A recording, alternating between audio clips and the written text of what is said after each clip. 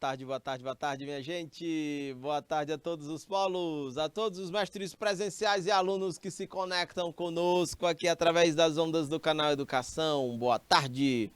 Estamos iniciando mais uma aula do curso técnico em administração, minha gente. A disciplina é Economia e Mercados.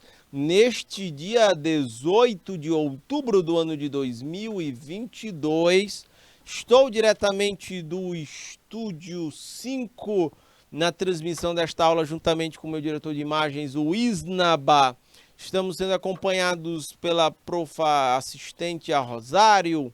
Minha gente, vamos juntos até às 15 horas e 45 minutos desta tarde de terça-feira. Beleza, minha gente? Tudo bem? Olho aqui para o chat, vejo conectados conosco o Dom Expedito Lopes, estou vendo aqui Lagoa de São Francisco, Novo Oriente, Paulistana, Picos, estou vendo aqui Santana do Piauí, Sigefredo Pacheco, pelo chat do IPTV. Aqui no chat do YouTube, já viu? Boa tarde do Felipe com 2 P's. Boa tarde, Felipe. A Maria Pereira, boa tarde, professor. Mande um beijo para a Luísa Gomes.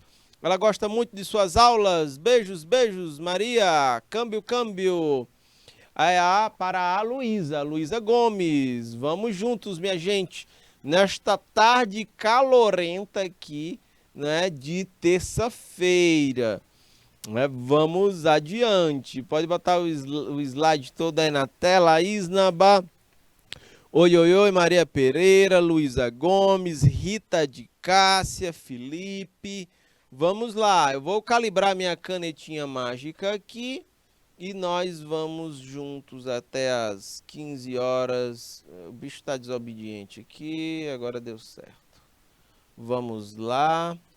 Aqui é o nosso roteiro de aulas, nós vamos falar sobre neuroeconomia, comportamento humano, novos padrões de comportamento do mercado.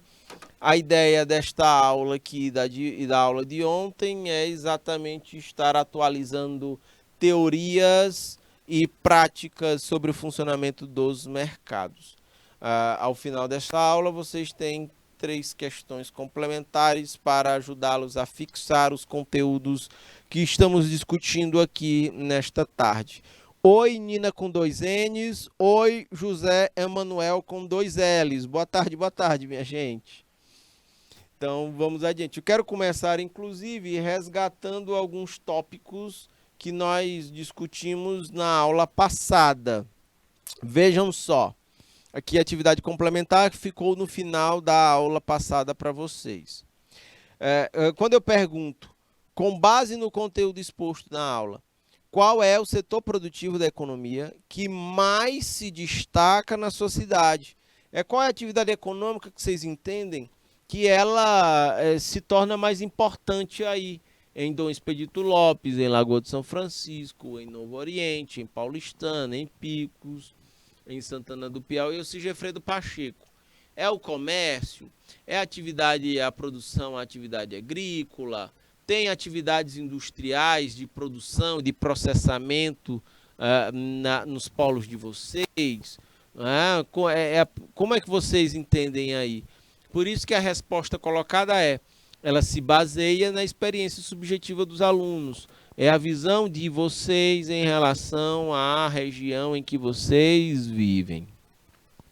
Na segunda questão, eu perguntei qual o papel da renda das pessoas no consumo de mercado.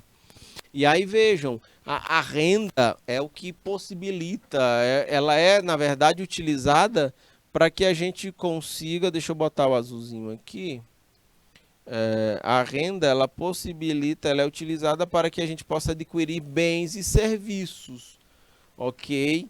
Óbvio que, dependendo da minha renda, ela limita a minha quantidade de bens e produtos que eu possa adquirir.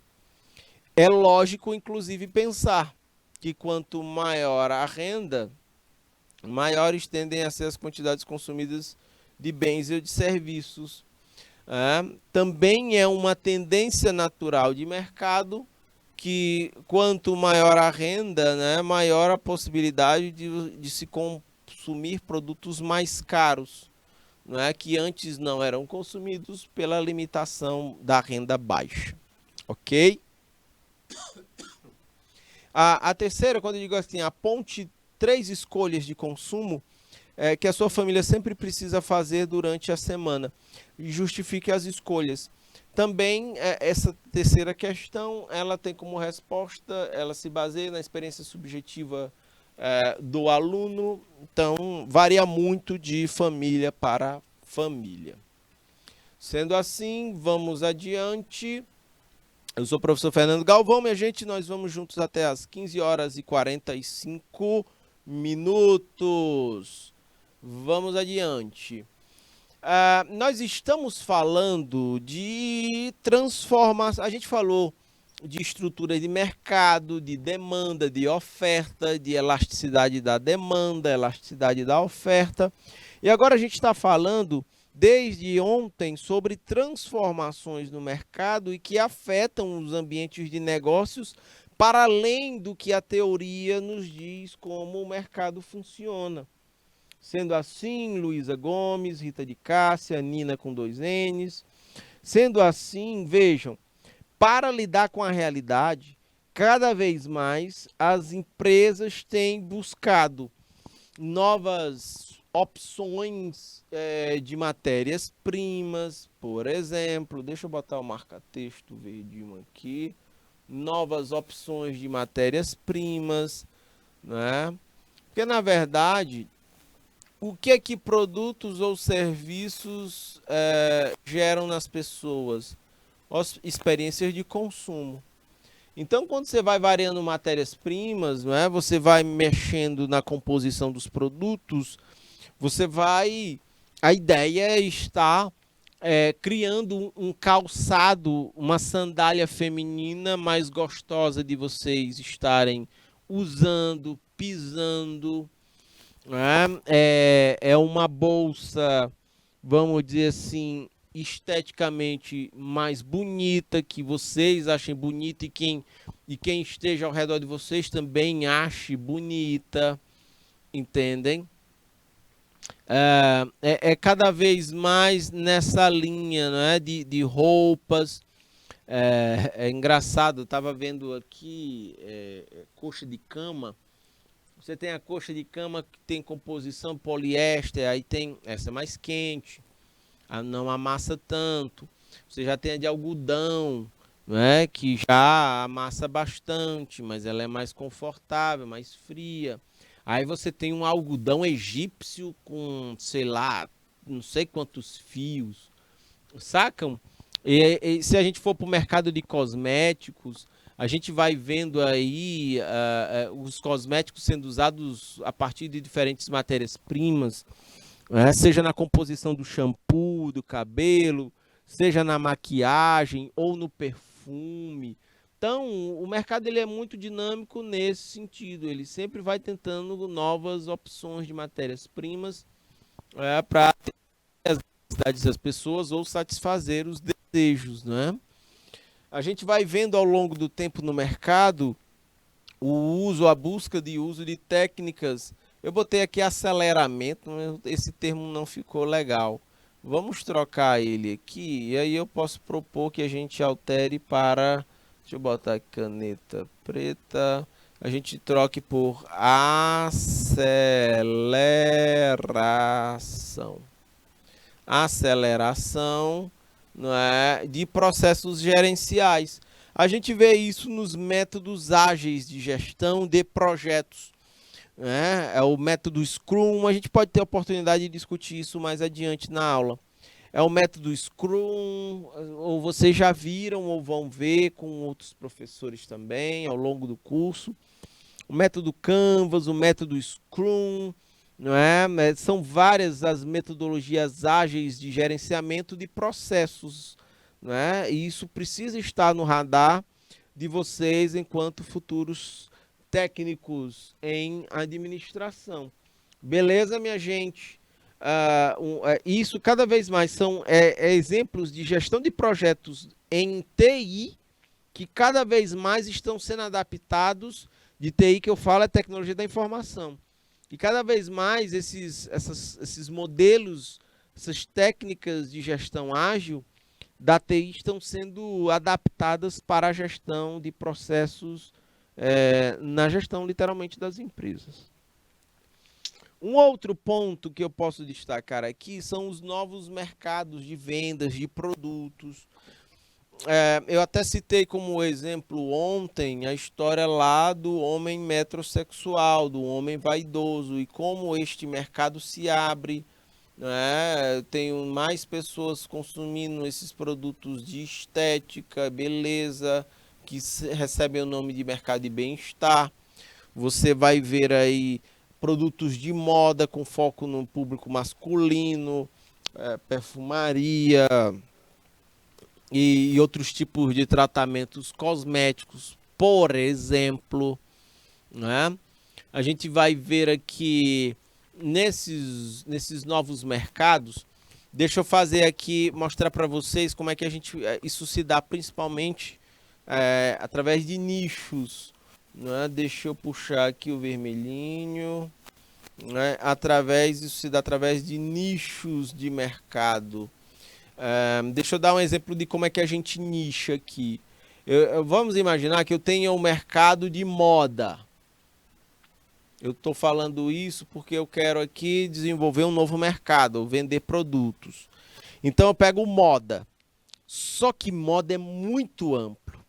Moda é um mundo inteiro. Você tem moda feminina, masculina, infantil, você tem moda, né, para os idosos, você tem a moda, né, a moda afro, você tem são muitas coisas, moda esportiva, babá. Ok? É muito amplo. Então, vamos nichar. Deixa eu deixar esse mercado mais específico. Aí eu desço por moda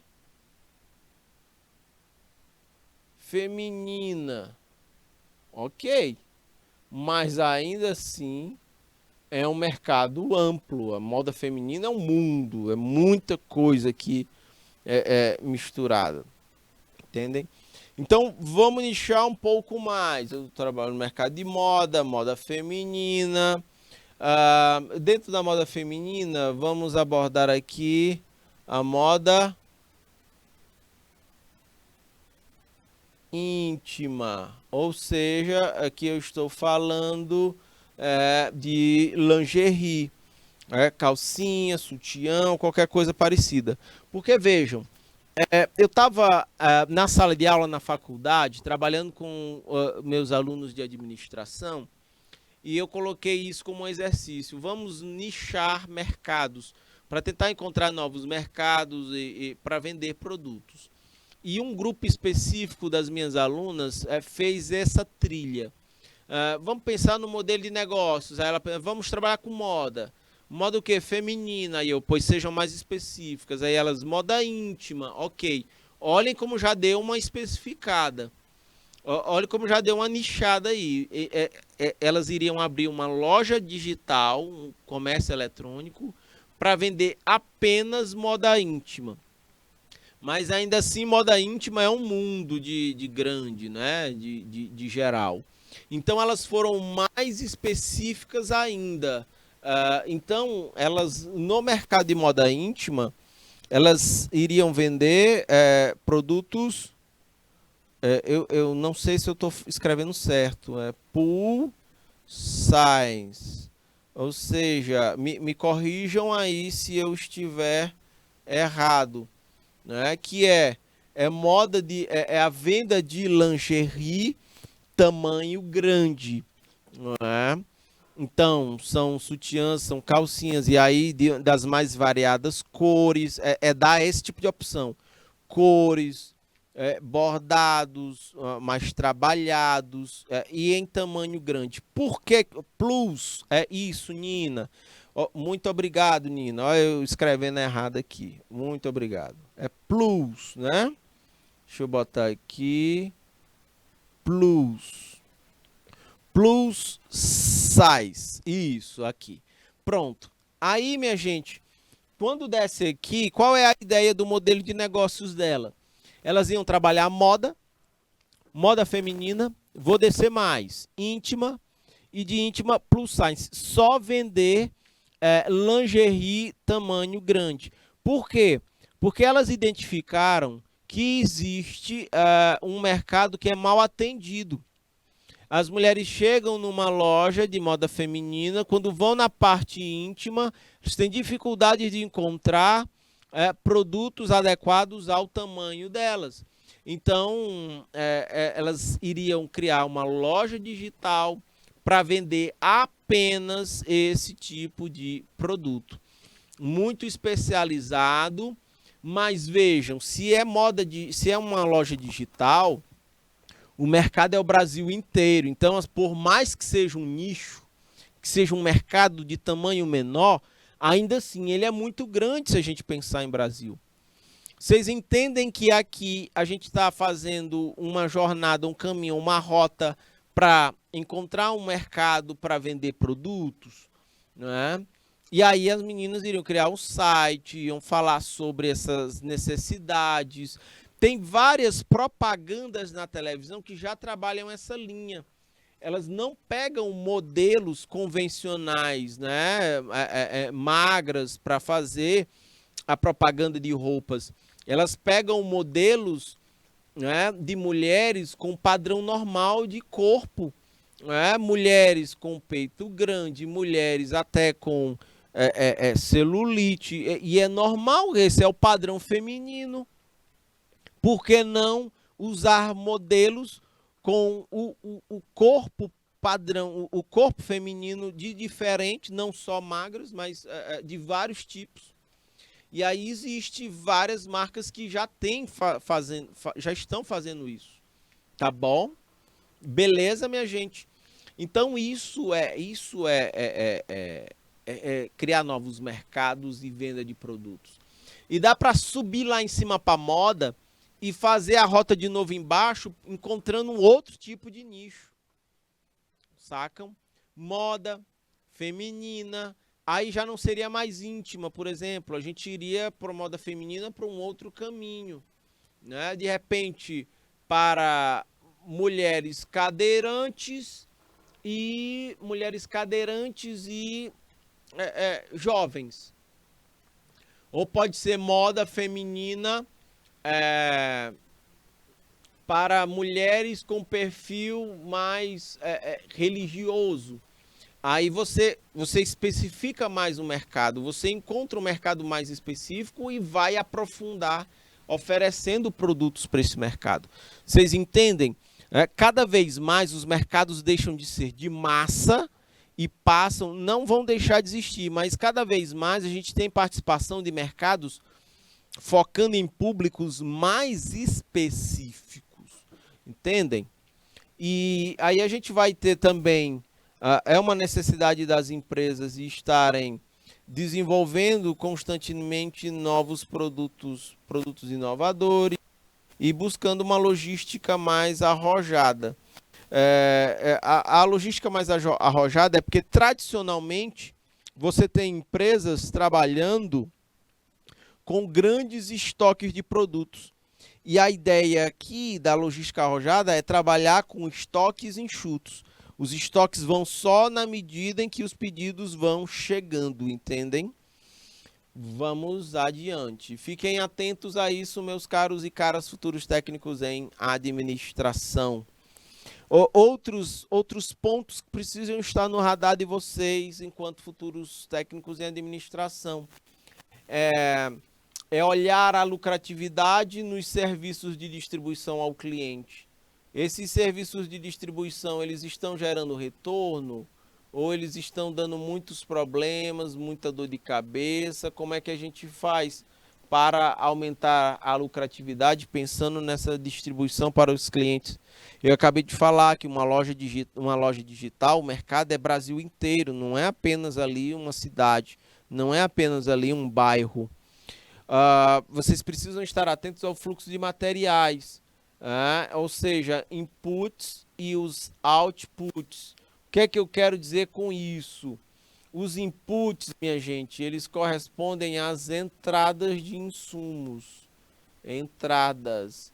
Os outputs são as saídas, né? As saídas, elas são literalmente os produtos e os serviços. Então, olhem o fluxo, e aí está bem dentro disso que eu acabei de colocar no tópico mais abaixo. É preciso que a empresa faça o planejamento das suas compras, a programação e aquisição, né, de matérias-primas, de insumos, que faça o controle, que organize os estoques. Né? Porque, por exemplo, eu botei aí o café. Teve uma empresa que errou tanto na composição dos seus estoques, que ela comprou muito café, ela não conseguiu girar esse estoque, ou vender suas mercadorias, e o café armazenado, estocado, estragou. É muito comum isso em choperia. Chopp, ele é perecível. O chopp não é como uma cerveja que pode ficar aí tempos e tempos lá armazenado ou guardado. O chopp, ele tem um ciclo de 20 dias, se eu não me engano. E aí depois ele estraga. Então, se em 20 dias você não girar o seu estoque, você comprou muita quantidade, não vai conseguir vender, vai estragar e você perdeu grana. Entendem isso? É a mesma coisa no sushi. O sushi, os produtos usados numa noite, e sushi não abre de dia, quase a gente não vê, ele não dá para reaproveitar no outro dia. Entendem? Então eu tenho que calibrar muito bem a minha demanda e a minha oferta no sentido de reduzir o máximo possível os desperdícios. Entra aqui, ó, o planejamento e o controle da produção. O que é que eu vou produzir? Qual é a quantidade? Vou produzir de forma mais moderna ou forma mais artesanal, que é o como? E para quem eu vou produzir? Olhem a história lá das lingeries, né? Literalmente, as meninas definiram o que vender, quanto vender, como e para quem. E o controle também envolve transportes e embalagens, sacam? Porque se eu não cuidar bem, se eu não escolher bem o tipo de embalagem, ela pode não ser a adequada para proteger a integridade do meu produto.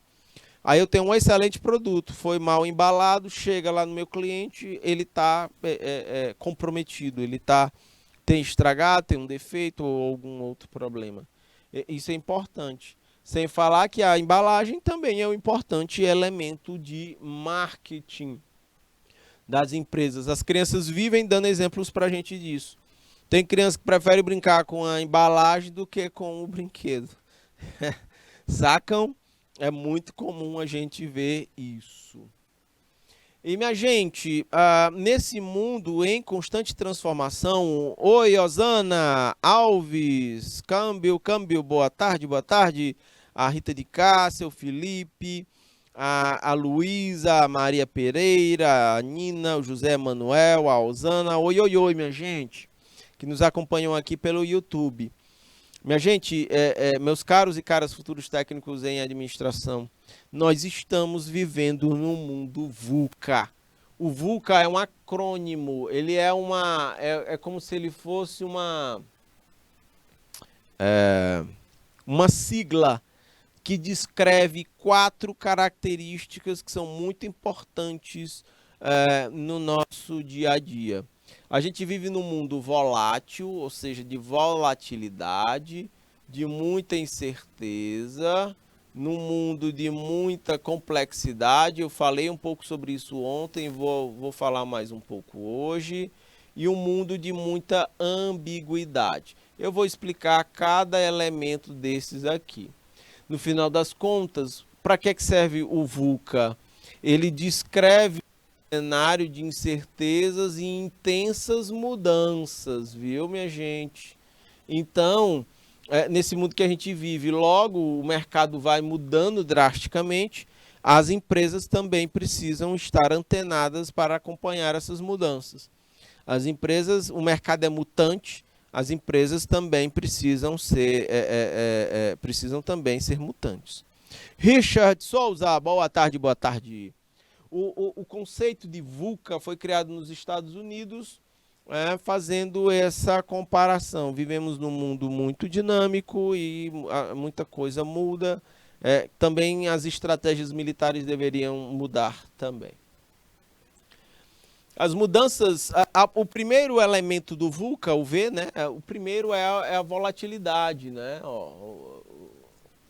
A volatilidade, ela está ligada às mudanças que ocorrem, que são muito rápidas. Você vê o Biden lá nos Estados Unidos dando uma entrevista. Dependendo do que ele diga lá, se positivo ou negativo, altera as mudanças no mercado financeiro também aqui. Lá na Argentina, na China, na Europa, no Japão. É muito rápido, minha gente. E as coisas se desdobram de forma inesperada. Cada vez mais é complicado determinar causa e efeito. Olhem a China. Olhem a pandemia lá na China.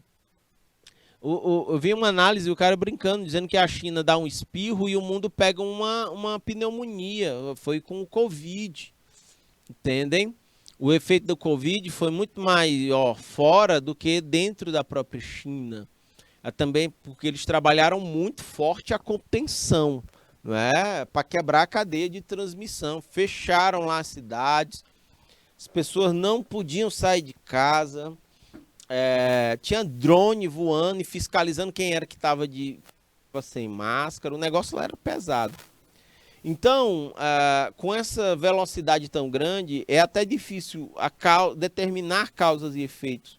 E ainda assim, isso é necessário para a gente gerir empresas e a gente poder tomar decisões. Então, enquanto o rádio, minha gente, por exemplo, é um exemplo dessa volatilidade, dessa rapidez com que as coisas acontecem hoje em dia. O rádio, enquanto mídia, levou 40 anos para alcançar uma audiência de 50 milhões de pessoas. 40 anos, é muita coisa, entendeu? Sacam? Para atingir 50 milhões de pessoas. A televisão alcançou 50 milhões de pessoas em 13 anos. Muito mais rápido do que a rádio, não é? Pois bem. O Instagram precisou de apenas um ano para ter 50 milhões de pessoas cadastradas em seus bancos de dados. Olhe que viagem doida, não é? Sacam? Tudo bem, minha gente? Vamos adiante. Então, a volatilidade está ligada à velocidade. Essa agilidade, ela também complica a nossa capacidade de antecipar eventos ou de prever como eles venham a acontecer. E isso tudo traz grandes incertezas sobre o futuro. Eu cheguei a comentar rapidamente isso aqui na aula passada, quando eu disse que a capacidade preditiva ela estava comprometida, né? Atualmente, minha gente, as previsões históricas e as experiências que já ocorreram, elas não têm a mesma importância. Na pandemia, não dava para tratar a Covid como qualquer outro evento parecido na história, porque nós não tínhamos um manual de sobrevivência ao Covid. Essa coisa literalmente foi sendo construída ao longo do tempo. Sacam isso? Uma vacina que levava 4 anos para ser desenvolvida, testada, validada e aplicada, minha gente, em menos de 2 anos, né? Aliás, menos de um. Foi 2000 todo. Em 2021 já começa o processo de vacinação. Entendem? Foi muito rápido e faz parte do jogo. Tem gente que diz assim, mas a vacina é experimental, essa vacina não serve, ela é uma... Minha gente, não dá para você pegar o desenvolvimento de uma vacina agora, com os recursos disponíveis agora e querer comparar com o desenvolvimento de vacinas há 10 anos atrás, há 5 anos atrás. Entendem? Então, destaco em amarelo, existe uma imensa dificuldade hoje em dia de se planejar, minha gente, investimentos, tomar decisões, traçar etapas de crescimento, porque o trajeto é incerto. Mas mesmo diante de tantos desafios assim, as organizações precisam se preparar para tomar decisão. Tem boquinha não, não tem choro, não tem vela, né? A gente tem que tomar decisões o tempo inteiro, mesmo diante de um cenário baldeado como esse. Quando eu digo baldeado, vejam, se você tem um riacho de água transparente que você vê o fundo, quando você pisa, que aquela areinha ali sobe, você não vê mais nada, você não vê peixe, você não vê seu pé. É bem isso que acontece nos dias de hoje. E é por causa de tantos detalhes, de tanta velocidade e de tantas mudanças que o mundo moderno ele está hoje cada vez mais complexo. Eu tratei disso um pouco na aula passada. Destaco em amarelo, cada problema tem uma repercussão muito grande. É muita camada e que precisam ser analisadas porque elas não são simples de entender. Duvide de quem diz que é fácil resolver as coisas. Não são fáceis. Você toma uma medida aqui, ela gera quatro efeitos e não necessariamente positivos. Na economia é assim, você toma uma medida aqui e ela pode gerar vários efeitos colaterais maiores do que a inicialmente planejada e positiva. Então, a gente precisa compreender os problemas. Se a gente não compreender profundamente os problemas, e eles não são simples de entender, as soluções propostas não serão capazes de resolver estes problemas. Então, é nesse cenário que nós temos as decisões que se tornam uma rede imensa de possibilidades. Minha gente, hoje em dia é uma grande responsabilidade escolher o que é certo e o que é errado. Qual é o melhor caminho? Porque está tudo muito baldeado, muito misturado. Inclusive, é isso aqui, ó, a ambiguidade, que é um outro elemento desse mundo VUCA. Quando eu digo aqui sobre a ambiguidade, quando eu digo sobre ambiguidade, eu estou me referindo a quando uma mesma coisa pode ter diversos pontos de vista ou seja, diferentes significados.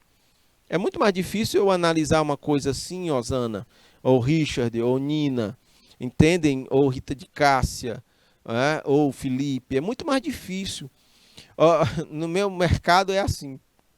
Você tem vamos analisar a inflação. Se você botar 5 economistas numa sala para debater essa questão, pode sair 11 diagnósticos diferentes sobre inflação. Entendem? O negócio é complicado. Por isso, padronizar está fora de cogitação. Basicamente porque o mundo binário, aquele mundo que era preto e branco, ele não existe mais. Na verdade, o mundo em que a gente vive, ele está mais para cinza. E no cinza, percebam, o cinza é uma mistura de branco com preto, e a gente não consegue saber o que é ponto branco, o que é ponto preto. E é assim. Não é mais preto ou branco, certo e errado. O certo tem várias camadas de errado. O errado tem várias camadas de certo. Vou dar um exemplo. Para inovar e criar uma coisa nova que impacte o mercado positivamente, minha gente, para inovar, necessariamente você tem que absorver, você tem que flertar com o erro. Entendem? Para criar uma coisa completamente nova de mercado, você tem que estar tolerante ao erro. Então, para acertar, eu preciso errar. Olha que coisa doida. Entendem? E esse errar envolve custos de tempo, de dinheiro, de recursos humanos e materiais. Ainda assim, você precisa aceitar erros antes de chegar a um ponto de inovação. Quem é que está disposto a pagar o preço? Entendem? É correr riscos, literalmente. Olhem aqui, somente no Facebook o usuário tem acesso a pelo menos 56 possibilidades de gênero para definir o público-alvo do seu negócio. Entendem? São 50 possibilidades de público-alvo para o meu negócio. Olha como a tomada de decisão ela se torna complexa. E então é hora de atender às demandas pautadas nessa grande diversidade. E isso desafia sistemas de valores pessoais. Tá bom? Beleza? Pautar a diversidade, tentar acompanhar a diversidade de mercado através de produtos e serviços vai desafiar inúmeros valores pessoais nossos. Entendem? Isso é a ambiguidade. Sacam? Vamos adiante. E ao mesmo tempo, esse é um desafio, mas esse é um desafio massa. Nos desafia a estudar mais, a entender mais, é mais provocante.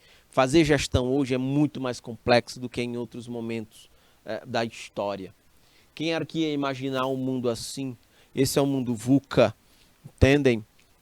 Olha a máscarazinha aí. É muito interessante. Eu vi uma frase uma vez de um historiador que dizia assim: existem 3 coisas que geram profundas e aceleradas transformações no mundo: guerras, revoluções e pandemias. Pois é, estamos passando por pandemias e temos uma guerra na Rússia e na Ucrânia que podem gerar profundas transformações também internacionais e que vão impactar o Brasil da mesma forma. Então, minha gente, nesse cenário todo, se torna muito importante que sejamos capazes de entender o público, de entender as pessoas. Entender o mercado é entender as pessoas, mas é uma coisa interessante isso. Não é entender as pessoas com base em rótulos, tipo, é homem ou mulher, é menino ou menina,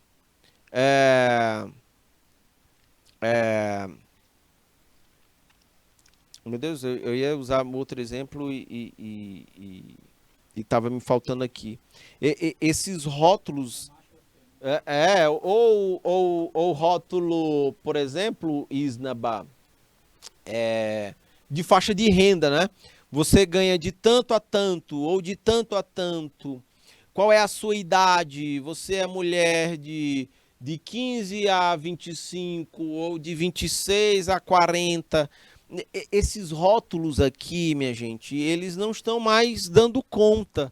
Na verdade, para entender o mercado, a gente precisa estudar a cultura, comportamento das pessoas.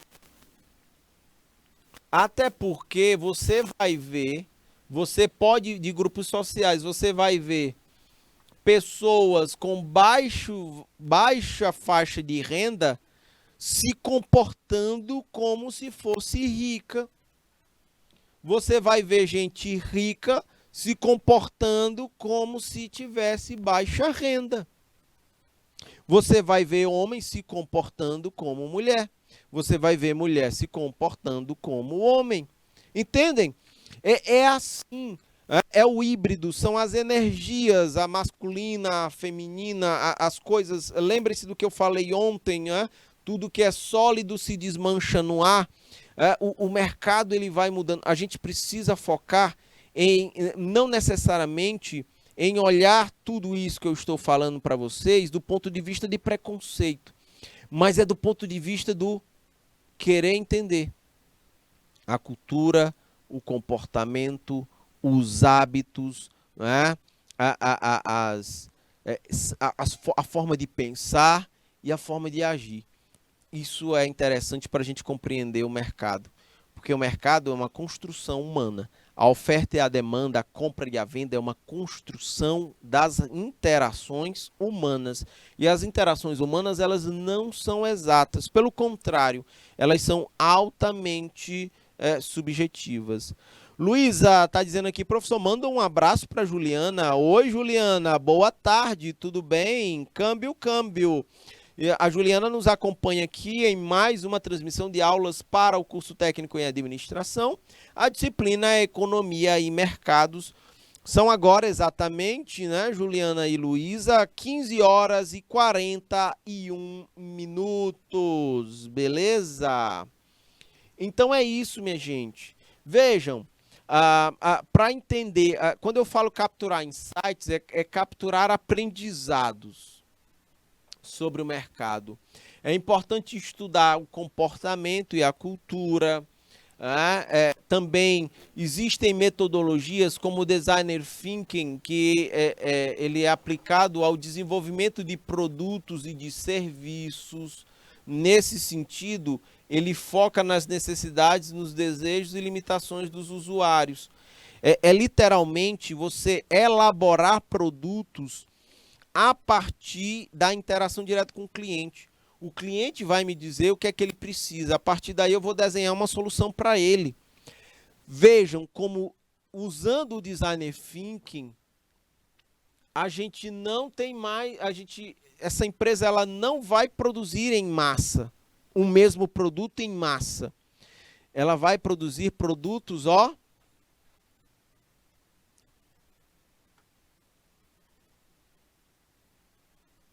nessa lógica aqui, de nichos de mercado, de públicos mais específicos. Entendem? Não tem larga escala. Por não ter larga escala, não há necessidade de estoques muito elevados. É possível se trabalhar com estoques enxutos. É um enfoque no cliente, entender aqui o comportamento dos clientes e uma inovação aberta à cocriação. Não é uma empresa só produzindo, elaborando um produto ou um serviço, mas colaborando com universidades, clientes, fornecedores, startups. Tudo isso aqui está no bolo. Uma outra coisa muito importante que uma empresa ou uma marca precisa, meus caros futuros técnicos em administração, para operar no mercado: conhecimento. Ou seja, ter expertise necessária para resolver problemas através de produtos ou serviços. Os indivíduos, eles não conseguem fazer isso por si só, os clientes ou os usuários. Então, para isso é importante que a marca ou a empresa possa mapear a cadeia de consumo de um bem ou de um serviço, entender o que é que não está sendo ofertado e, a partir daí, interagir no mercado. Isso é neuroeconomia. Ok, minha gente? Estou olhando para o relógio agora, são 15 horas e 45 minutos. Nós estamos chegando ao final do nosso encontro por aqui, viu? Grande abraço, minha gente, fiquem com Deus. Tem questões complementares para vocês resolverem e a gente as responde no começo da próxima aula. Grande abraço, fiquem com Deus. Bora pro lanche tomar um cafezinho. Tchau, tchau.